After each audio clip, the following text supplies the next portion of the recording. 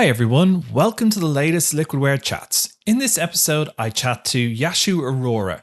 Yashu is a senior PM at Citrix, and we talk about her career to date, and then we look at the landscape of EUC and how Citrix is adapting to that changing landscape. We talk briefly about the Citrix and Liquidware integration with FlexApp One, and then we finish with a look on the impact of AI on EUC and the wider world. Really hope you enjoy the episode. Thanks very much. Yashu, welcome to the podcast. How are you? Thank you so much, James. A lovely way to start a Friday. I am excited to be here and looking forward to this conversation we'd have about the Citrix Liquidware integration as well as end user computing. Me too. Yeah, no, it's great to do, and thank you so much for agreeing to do it. So just to get started, I wanted to ask, how did you end up in end user computing, and in particular, how did you end up at Citrix? All right. So I completed my MBA at Carnegie Mellon University in May of 2021. Started it in May of 2021 and ended it in May of 2023, which was last year. And immediately after my MBA, I joined Citrix because I wanted to be in a product management position, which still kept me very close to technology because I was a computer engineer before I enrolled for my MBA. So in the Citrix DAS, how I got into end user computing is I started out being the product manager for backup and restore and automated configuration tool, which are also like signature features here at Citrix, help customers to take or migrate across sites and take backups and restore sites. And then eventually I wanted to expand my scope and ended up getting app package delivery workflow, which started my journey with end user computing. Since I took it on early this year, we've made massive enhancements as far as delivering different kinds of app packages is concerned and making Citrix Web Studio or Citrix PowerShell SDK the one-stop shop for all of our customers or admins to deliver any kind of applications that they're trying to their end users. So that's a little bit about how I came to be in this position. Oh, very good, very good. And I take it you're enjoying it. Yes, I am enjoying it immensely because it's a space that's picked up a lot recently. I get to speak to a lot of partners. I get to speak to customers. There are, Citrix technology professionals who are very active on avenues like the Citrix Tech Zone. So I get to engage with a lot of folks and I get to learn like a lot of things. And given with the advent of like the modern workspace, I think this is the domain that's only going to pick up from here.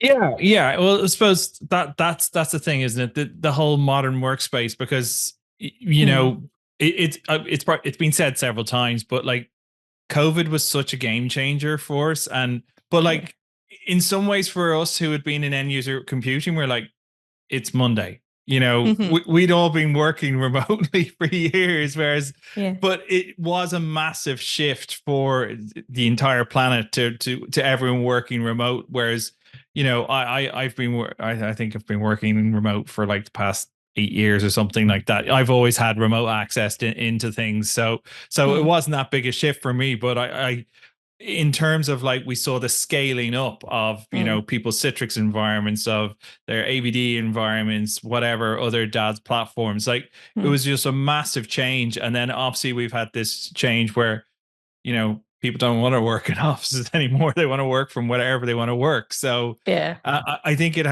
really has been a game changer. And I suppose I think that has been reflected in Citrix DAS as well, because different requirements for users, and things like unified communications have become so vital for what we're doing. Look, we're on a unified communications platform now as we speak. So it's kind of been that game changer. So yeah, it's interesting to hear a little bit about it. So currently, what are kind of some of the key factors influencing what's happening with CVAD and DAS that you're experiencing? All right. So I think one of the key differences that I have noted in my journey within Citrix, which has been pretty short, is that in the beginning, we were very narrowly focused on only certain partners, or let's say building integrations for, specific packaging solutions. So Yeah. let's say we had support for AppV, and since AppV was going end of life, we decided to build in support for MSIX and App Attach.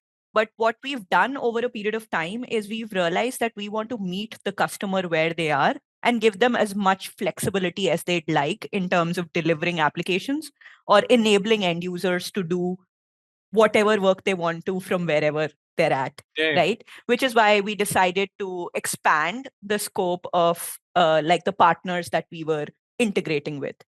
One of the key reasons why we integrated with Liquidware, or why we extended the workflow to FlexApp One packages, was that we saw a lot of customers who were being able to package certain kind of applications, or achieve certain things with the FlexApp One package, and we wanted them to be able to extend the familiar Citrix paradigm to those packages as well. We're also looking to and speaking to other partners. So like there's been a shift in terms of not just integrating with a certain solution or sticking with a certain partner, but basically making Citrix the one-stop shop for managing accesses and managing permissions for all kinds of packages. So we leave it up to the customer to decide what they want to use, and then they can use Citrix to use that, or to basically do any kind of DevOps with whatever. Sure. Yep. Yeah. No, that makes sense. And yeah, you've touched on it there. Obviously, we just recently announced our integration together. After a lot of hard work by both teams at both companies. I think it's been it's taken a bit of time, but it's out there. It works really well. It's so seamless. You just import, you have wherever your FlexApp ones are in whatever repository, and then you can just pull them into Web Studio, and then you can obviously just utilize traditional Citrix methods for kind of giving them access, whether published apps or published desktop. So it's again, as I said, you're meeting your customers where they are, and that's very much what we're about at Liquidware as well, is delivering to what our customer needs. And obviously a large amount of our customers are on Citrix. So that makes total sense. Is there anything? The other thing I wanted to note was when we speak of modern workspaces, we've realized a few things. One, bring your own desktop is on the rise. So people want to be able to use their own devices, which are not managed by, let's say, that the corporate that they're working for. There's the laptop form factor where a lot of end users they don't have like a PC setup anymore. They just have like a laptop, and they want to be able to go. I don't know many people who still have that's for gaming or something like that. But I think most people would work I'm in my office in my back garden, but sometimes if it's sunny, I'd sit at the table outside, or I'd move into the house and I just bring my laptop with me. So I think form factor. I suppose the one thing I've noticed that hasn't changed, the laptop's going nowhere. No one is giving up their laptop. I love my phone, but can it do absolutely everything I needed to do? No, there's limitations to it. Some applications won't work properly on my phone or have a limited functionality. So I need that. And tablets have not picked up the way people thought they were. Everyone still is, when I'm packing to go away, I bring my tablet for watching movies, not for anything else. If I want to work, I have my laptop. So yeah. But I know what you mean. And then obviously we're seeing a shift. A lot of people want to utilize Macs, obviously. So that's I don't know what you use yourself. Do you use a Windows machine or a Mac? I have a Mac of my own, and the laptop that Citrix has issued me is a Windows, so I keep juggling between the two. Very good. Yeah. Enjoying the best of the both worlds. But and the third thing was you mentioned, right? You would take your laptop out anywhere. So people want to be able to use the applications they're using even without internet connectivity. Yes, So you're logged exactly. in from a remote location and you still want to be able to deliver whatever you have to. And you want the applications to run seamlessly and possibly sync after you have connectivity again. So that's the direction that we want to keep improving this workflow in, that we want to support all three of those with the laptop form factor, still have the same performance that you'd expect your PC setup to have. You can bring your own device, which is not managed, and it would still allow you a very seamless experience with little to no difference in like app launch times or app performance itself. And lastly, we want to be able to eventually get to a point where internet connectivity is not an obstacle. I believe we're far from there, but then those are the areas that we want to keep discovering in as far as supporting end user computing with Citrix is concerned. Yeah, absolutely. And you think about it, like, sometimes you go offline with no internet access. Where's that these days? But you'd be surprised. Like, I have pretty bad data signal in my back garden here. So Yeah. you never know sometimes where that's going to crop up. So I suppose, and that is one of the beauties of our of FlexApp One, is they can run offline. They are completely self-contained packages, so they don't need any internet access. So, and that is a particular use case. Obviously, the other one is like, people on planes and stuff like that. Why you would want to work in a plane, I don't know. It's not my preferred place to work. I quite like the fact that there's no date. Well, particularly in Europe, I've noticed in US, they've started putting internet on planes, but in Europe, most of the time, most of the planes don't have internet access, and it's great. I'm just, I can just undisturbed for those couple of hours. Yeah. But you guys, like, as soon as I go on a flight to US, they're popping up asking me, do I want to join the Wi-Fi network? And I'm like, no, no interest. So yeah, it's Can I not think get this pop-up ever again? yeah, exactly. I don't want this. No. So yeah, but again, there is those use cases for offline, and that those are things that are demands from people, is offline support. So I can see why it makes sense for us. So as well as kind of when we talk about the modern workspace, is there any kind of near-term innovation, or what is it Citrix are working on to kind of as the next step?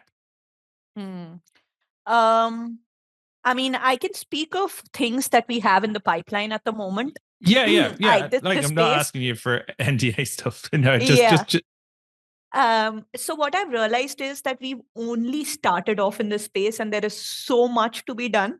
And we can only pick up one thing at a time. We also need to plan resources around it. But what is in the pipeline is that with our existing workflow, right, customers are seeing a lot of delay as far as getting the applications on the desktop is concerned.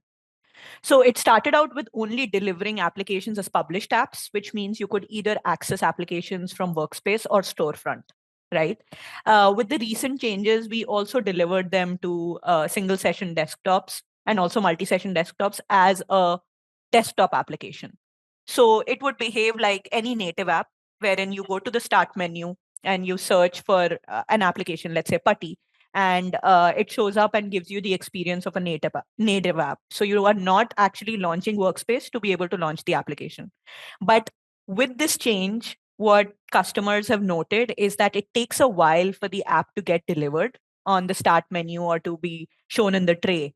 So we want to be able to reduce that time, wherein we have done some amount of pre-caching as far as loading the application is concerned. We've come from a place where we would load the application when an icon was clicked to an application is loaded at logon.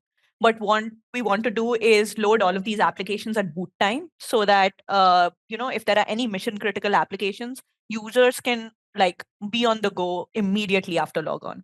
So we want all of these, even if 20 applications are being delivered at a time, using a file share, we want all of these to be available within seconds of logon. So that's what we are trying to innovate in, and we are trying to see, what are the bottlenecks that we can exploit or where we can do optimization. The other thing that we are doing, which may not be as much innovation, but we are trying to expand the kind of packages that you would be able to detect on an like on a Citrix endpoint. So with the recent changes, you're already being able to access applications on like Cloud PC or any physical desktop that has the Citrix VDA.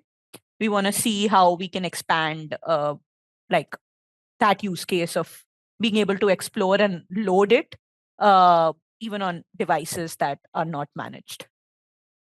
Very good. Okay, that's lots of stuff that I think is very beneficial to people, and it makes total sense to go in that direction, because, as you said, some applications you see, they take far too long to launch, and you don't want people's productivity to be affected. You want them to be able to have their apps on demand, essentially. So yeah, no, I mean, Teams 2.1 is the one application which I believe all of the users that have like a MSIX profile set up want to be able to use that application.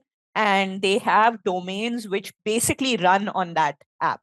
You would log in and you have back-to-back meetings on Teams, and you want it to fire up immediately. And if you go away from the system, have to re-log in, you still want it to almost as if like, just as I log in, I want to be able to log into a Teams call. So Teams is one application that we're working with extensively and seeing how we can improve it. Yeah, and you guys have just re-architected your Teams client recently, haven't you? Yes, we have. Yeah, I saw that. So, and from what I understand, is it's a lot more streamlined now, and it's been re-architected so that it's not as bulky as it used to be, and resource demanding, because Teams has been a challenge for VDI admins for quite a while, as you're probably well aware. So yes. So there are we are trying to attack it from all directions. Teams specifically, because it's used so extensively, and it's one of the core ways of collaborating for work. So we are trying to attack it from an app package standpoint as well, where we want to be able to deliver it to published apps and desktops and have excellent launch times and performance. No, that makes sense, and that will be music to a lot of people's ears, because it really has been a challenge over the years to run Teams on a Citrix environment, because one, there was a lot of configuration, and two, there was a lot of resource demand from it. So the fact that it's been re-architected, that it is not as resource hungry, and people have used some choice words about it in the past. Let's put it that way. It's been very frustrating for people, but it's good that it seems to be improving. So that's good. And as we said, it is one of the most, like, this is on Zoom, but like in general, I'm on Teams because that's what we use internally. So but it's not good for podcasts. Don't ever record podcasts on Teams. Really, what do you struggle with? It just, the video quality is really bad on the recording. It's it's not up to scratch. I did a test run of a podcast a long time ago, my first podcast at Liquidware, and I had to ask my guests, could I re-record it, because the quality was just, I don't know what, I think it was the previous Teams client as well. So it just wasn't really built. It's not built for that purpose, where Zoom is more so built for that. So understood. So I'm trying to think. So let's have we've covered some of the stuff around. Is there anything other major kind of factors that are driving development with yourselves at the moment, or I suppose one of the things is, is there kind of any like I suppose AI is a major factor in or is becoming, is it hype? Who knows at this stage? Everyone seems to be building AI into their solutions, and I presume Citrix are no different from any other company in that respect. So as far as AI is concerned, we are trying to build it into a lot of our existing features that are well adopted by customers, and in which we are like further down the arc. For app packages, we are just taking off, and we're still on the, what do you call it? The beginning end of the learning curve, right? We still are educating a lot of customers about like how app packages are going to serve an advantage in terms of image management, how it's going to save them costs, how it's going to make things streamlined. One thing that we keep getting from customers, which we eventually want to use AI in, is customers want to measure a lot of telemetry.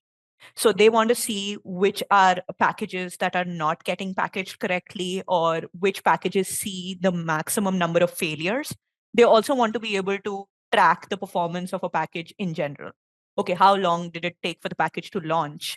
Were there any kind of performance differences if it was installed on the image, etc.?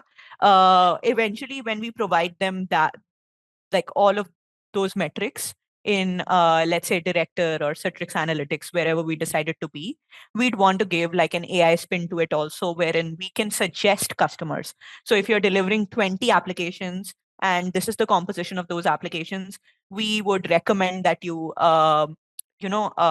distribute it as app attach disks, or as FlexApp One packages, or these are the applications which would perform better as a FlexApp One package versus an MSIX package, or based on their endpoint composition, give them some kind of recommendations on like how they should be delivering the host of the applications that they're trying to deliver. I mentioned like meeting the customer where they are, but we want to get to a point where we can recommend the customer that, if you this setup or this configuration is what is going to give you the best performance based on like historical trends. So that's where I imagine AI being used in this domain. But I imagine it would only happen a little further down the lane once we've seen like people adopt this existing workflow. Absolutely, and you've brought up one of the key things in my opinion, about AI is that it's there to recommend, analyze, but I don't want it autonomously going off and doing things. There has to be that human interaction between AI. So it's there as an assistant. It's not there to kind of just go, oh yeah, I'm going to deploy all these applications, package them up and push them out. No, absolutely not. I have no interest. Not at this moment in time where we are with AI. It definitely, I like the fact that what you're looking at is around recommendations and saying, I suggest you do this. You don't have to do that, but and why you're doing it. So that kind of makes sense, and it's where I think a lot of vendors are with AI at the moment. Is it's there for taking all of that detailed telemetry you have and doing analysis on it, which would take someone weeks to go through in seconds and turn it into recommendations, and that's and again kind of aiding people as opposed to actually implementing something. So that makes sense for definitely. And have you done much with AI yourself, like just playing around with it, or outside of your role, or like, outside of my role, to some extent I have. So interestingly, in my MBA itself, one of my subjects was designing human-centered software. And while the subject itself has the name human in it, the irony is we used a lot of AI in what we finally built. So what we tried to do was we wanted to be able to detect bias in advertisements. So there are a lot of advertisements that are specifically like, I would take my own example, right? Just for the safety of not offending anyone. As an immigrant, I get a lot of ads which are specifically targeted to me only because like I'm on a visa or I'm here and they know that, I have some amount of student debt or whatever. I think a lot of these advertisements have built-in bias in them. So how would you use advertisements to like educate end users about bias and report any advertisements that have like an innate bias in them, so that we can get to a place where advertisements are not like peddled almost to an end user based on their data or based on the characteristics. So I did some amount of AI there. In the past, I've used NLP, so I've had interest, but lately I haven't been writing any code. As a developer, I've also written code for AI. Okay. Now I just like the one AI thing that I keep doing is use a lot of generative AI. Uh, if I'm asked a question that I'm caught off guard with, I just try to chat GPT or Bard it very quickly. So that's all the AI I'm doing lately. Yeah, no, look, I think that's what most people are doing. I'm the same. I just use generative AI to, if I've got like a question, or I'm looking for an outline for a blog post, or just brainstorming and stuff like that. And actually, I'm working now on something around building my own GPT. So Oh, awesome. yeah, Good to know. just started looking at it. So just to see what it can do to help me kind of more in my day to day as an assistant. So been watching some YouTube videos and stuff like that to get some ideas and that kind of thing. But yeah, it's very much kind of an assistant, and there to kind of help. But again, I definitely see areas of end user computing where it can definitely have, I think, simplify what we do, because my whole thing about end user computing is there is a lot of complexity to end user computing, and Undoubtedly. yeah, and there's been so much going on with all the different vendors and partners and stuff. Like, I am glad I am out of the consultancy side of end user computing, because there's just so many vendors you have to know about, deal with. Yeah, whereas it was a little bit simpler when when I was doing consultancy. There was only a couple of major ones and some smaller ones that you needed. So yeah, I think the level of complexity. So that's kind of where I see AI potentially. If you wanted a pool of, say, MCS desktops, you could automate that. Have actually just by voice, say, spin up a pool with this many desktops with these resources, these applications, and deploy off in the cloud, and go off, have your cup of coffee or something, come back, and it's all that kind of thing. So that's where I kind of see it. Coming in. And obviously, I on the monitoring side, it can make a massive difference, because if you just think about how much data all the monitoring solutions have, the possibilities of being able to utilize that data and again make recommendations. So yeah, those for me are kind of key areas where I see it for the future. But I suppose in the near term, I think everyone's just playing at the moment, and getting a handle on it. Yeah, that's kind of where we're at, I think, at the moment in end user computing anyway. Obviously there's been huge advances in it, but we have to be kind of careful with it at the moment and just kind of understand it a bit more before we kind of go further with it. And that's what I'm seeing across the board. But yeah, I think end user computing and AI makes sense to me. I think they're a really good fit. End user computing has always been kind of cutting edge, and new things are introduced. So for me, the overlap between them is quite easy, because I can see where the benefits are going to be, and so I think I want to call out the fact that it's one of the reasons it's taking us time to get users to adopt this is because how complicated it is to manage. And there are dedicated admins who are doing all of this, who have so much tribal knowledge, which is so difficult to like give apart. So if AI could like provision machines, as you mentioned, I want 5 MCS or 7 PVS desktops, and then also go ahead and assign the accesses that you need to applications, it would simplify things a lot. So yes, within the provisioning space as well, AI can be used extensively. They do go together, as you noted.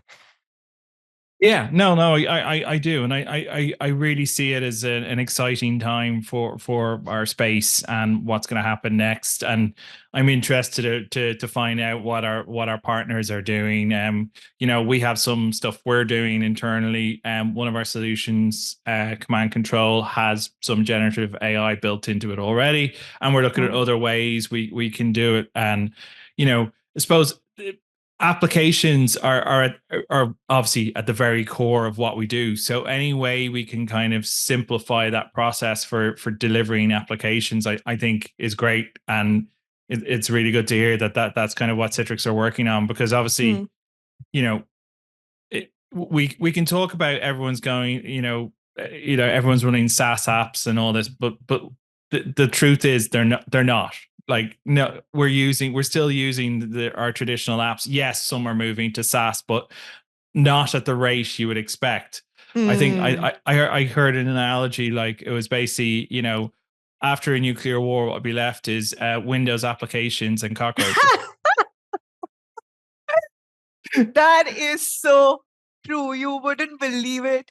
There are people on Vista, and yeah, I think following the CrowdStrike thing, one of the airlines in the US, Southwest, said they were running Windows 3.1.1 and were boasting about it, and that's what they weren't affected. And it was just like, okay, yeah. So legacy not going anywhere anytime soon, as far as I could see. And I think that's one of the challenges, is this is that kind of balancing act between trying to utilize modern management and modern workspaces, but at the same time you have to bring all that legacy stuff. Now, not saying lift and shift, because that's just no.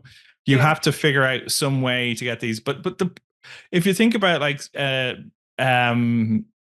say in the financial sector, they are, oh my word, like I've worked for some of the banks, and again, there was a situation where I was working on something, and someone came in and asked about a particular machine, and I said, don't touch it, don't go near it. And he's like, what's it do? Don't know. But it was, and I think it was, they were doing some sort of inventory of different machines, and it turned out it was running Windows 3.1 and was some really important function and hadn't been touched. It was just sitting, and this was like just a desktop sitting under a desk, and and this kind of stuff goes on in financials. There, it's those type of regulated industries are going to be always so much more difficult to kind of get them moved off the legacy systems. But yeah, I think it's I think we're slowly, but again, you have to, then again, what you were talking about earlier about, you have to meet your customers where they are. Exactly. So one of the things that, because of this, one of the things that keeps coming up is customers want Citrix to engage in a way to isolate applications. So on these legacy systems, they had some in-house applications which were running, and now they're not compatible with the newer OSs. So they want to be able to package those applications and run them on, like, the modern OSs. And while Citrix is not in the packaging business, but that's something that keeps coming up. So, it's always being able to manage the legacy with the modern, and provide like a seamless experience across the hybrid, be it hybrid in terms of like cloud versus on-prem, or hybrid in terms of legacy versus modern. Yeah, exactly, and that's the thing. We see it the exact same way. People are asking, when is our I think one of the questions we've had is, when is our monitoring solution, Stratosphere, going to be made SaaS? And we say it's not, because we have so many kind of customers in the on-prem space who require it to not be, whereas we have built a SaaS solution, which is so you again, you have to meet your customers where you are, but at the same time, things are changing. Obviously, it's becoming harder and harder to keep things on-prem, because the resources for that are being consumed, and people are outsourcing to cloud and that. But there is definitely still, and I think we have kind of seen a rebalancing in in what's going to cloud. Hmm. In the past, we've had this whole cloud first thing, whereas a lot of companies have now pivoted to, let's see. It's not cloud first at all. It's where is the best thing, because obviously, as you know, you don't want to be hosting your application in one data center and then the latency is crazy because the database is 1,000 miles away or something, like so you have to figure these things out. So I think it is very much about meeting the customers where they are. Outside of kind of end user computing, is there any kind of technology that's kind of catching your eye, or something you're keeping an eye on at the moment? Outside of your job, is there anything where you go, oh wow, that would be cool? Or autonomous driving is what I keep thinking about, even though I enjoy driving a lot myself. Oh god, oh no, you've picked my worst topic. So okay, so I find this fascinating because of how bad it is. It's yeah. I mean, okay, we're in agreement, because I hosted AI podcast as well, and me and my co-host, he is a Tesla, and I go, you would never get me to enable that self-driving mode. I've seen so many videos about all these different autonomous cars and how they've nearly crashed, ran into, it's just it's crazy. I'm not giving up me driving anytime soon. That's not happening. But I mean, so basically I enjoy driving a lot myself, and I'm driving at least 30 miles on a daily basis. It's like I want to be on a long drive every single day. So I just dream about it getting to a point where I can sort of delegate it. It's nowhere close to that at the moment, but no, it's really not. And I've been reading books and they around AI and stuff, and they keep talking about autonomous cars and how it's here, and I'm like, no, it's not.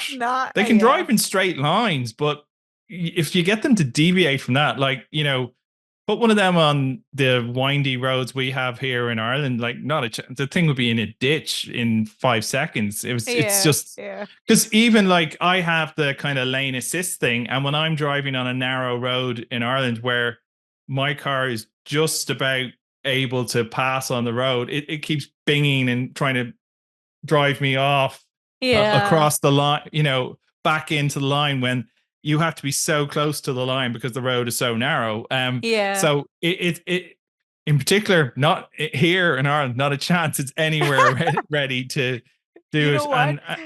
And I don't think it's ready anywhere. And that's the thing. In Ireland, that is the challenge. In South Florida, it's the people. You have to see people drive here. There is no way AI can deal with the kind of lousy drivers that are on the road. Well, that's it, because you're dealing with it. You can do all the calculations you want, but people will do unpredictable things. So you would have to take every variation of what potentially, and then go, what's the most stupidest thing a person can do? Because that's what they're going to do. So if you have to train an autonomous car to deal with that, so you're talking about, can a car interpret human behavior? And when it comes to driving, like, I'm gobsmacked some of the things I see when I'm out driving, and that people attempt. So I think we're a long way from anything. Like, I'm in favor in some ways. I think, if I could, when I'm on a night out, just call a car to come pick me up, and then I just sit and, absolutely brilliant. But I think the likes of Uber and stuff like that, and us driving our own cars, are pretty safe for the considerable future. But I could be wrong. We could be wrong, and someone could discover something but no, I've no faith in it. And I love technology, and I really like to see the progression, but I'm a real pessimist when it comes to autonomous driving. It's just like, no. Maybe I imagine we'd record another podcast. We stand corrected. Exactly. Yeah. Years from now. And I bring it on. I'm absolutely about that. But that is just, I've had several discussions with friends and stuff about this, and it's one of those things where I go, nope. No, and that's kind of my whole general thing about AI. I'm really fascinated by it, but I see it as an aid. And I think that's what you were saying, that the way the Citrix are looking at it as well. You're not going to give it autonomous access to just do what it wants, because you know it could wreak havoc anytime. Absolutely, and there's no stopping it. Yeah. No, exactly. And then the whole thing, if you think about end user computing, is about, at the end of the day, is about users. But if you think about how an AI would approach things, what's the most efficient way to get a server to run correctly? Start putting the users off it. So yeah, it's definitely, there's a, oh, well, you may want to do this type thing. So yeah, Yashu, it has been fantastic talking to you. I really appreciate it. I'm really happy with what ourselves, what Liquidware and Citrix are doing together at the moment. I think, as we've talked about, we're meeting customers where they are, and we're giving them those options to be able to deliver those applications. I think there's more that we can do, and we probably will in the future. So, but yeah, it's been a pleasure talking to you. So thanks very much for taking part. Likewise, James. It's been great talking. Thank you. Thank you for having me.